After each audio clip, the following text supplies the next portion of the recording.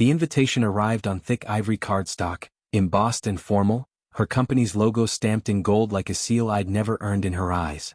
Annual Leadership Gala. The words seemed to promise prestige, a kind of success you could wear like a fragrance. She dropped it on the counter between us, eyes already on her phone. "You'll come, right?" she asked casually. "It's important." Important to her meant visibility, leverage, whispered names in corner offices. Important to me meant showing up when it counted, doing work that mattered even if it didn't glitter. I nodded anyway. I always nodded. That night, she wore a dress that announced triumph before she even spoke. I wore my best suit, stiff in places from the last promotion I'd earned. She glanced at me in the mirror and smiled, a practiced curve that didn't reach her eyes. "Relax," she said. "Just be yourself." The ballroom was a glass and light prism above the city, buzzing with laughter too loud, acronyms too sharp. Her coworkers moved like a school of fish, synchronized and confident. The CEO stood near the bar, silver-haired and magnetic, drawing smaller conversations into orbit. She introduced me everywhere she went, hand light on my arm. "This is my husband," she said, then paused just long enough for curiosity to slide into discomfort. "He works in logistics." Logistics. The word fell flat, polite yet dismissive. I'd learned to weather that sting, the way a room recalibrates when your title doesn't sparkle. Love wasn't a resume, I told myself. We settled at a tall table. Wine caught the light. The chatter swirled, deals, bonuses, mergers. I listened, asked a question here and there. She corrected me once gently. I let it pass.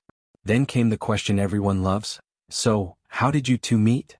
She laughed, launching into her version, polished and trimmed. When she reached the present, she raised her glass. "And now I'm lucky to be married to a man who keeps things moving." The table chuckled, light and fleeting. Someone leaned closer. "So, what exactly do you do?" Before I could answer, she interjected. "He manages supply chains." Practical. Someone has to keep the trucks running while the rest of us build the future. Laughter followed, louder this time.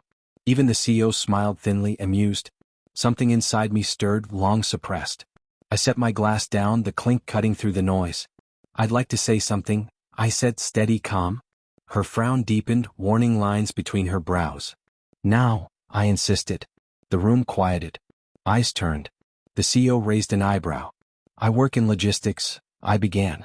"Which means when stores don't run out of food, when hospitals receive supplies on time, when companies keep their promises, my team and I make that happen. It's not glamorous. It doesn't make headlines, but it matters." She smiled, frozen. "Okay," she said lightly. I wasn't finished. "What matters more than the work is respect. Tonight, in front of your colleagues, you made a joke of my career, and of me." A hush fell over the table. I met her eyes. "I've supported you through late nights, relocations, missed holidays. I've celebrated your wins and carried the quiet weight of your losses. I've never once belittled what you do. But you chose to do this to me." She laughed, brittle. "You're overreacting.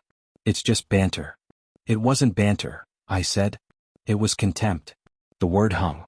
I felt strangely calm, as if this decision had been made long before, and tonight was just the unveiling. "I can't be married to someone who sees me as a punchline," I continued. I placed my wedding ring on the table beside her glass. It always looked small, unremarkable, like it always did. I stepped back. "I wish you success," I said, meaning it. "I just won't be collateral damage anymore." The elevator ride down was longer than it should have been. My reflection in the mirrored walls looked tired, yet lighter, unburdened. Outside, the night air was cool, the city alive. I didn't know where I'd sleep, what the next weeks would hold. I only knew I'd chosen myself, and whatever came next would be on solid ground. Behind me, the rooftop lights glimmered and faded. I didn't look back.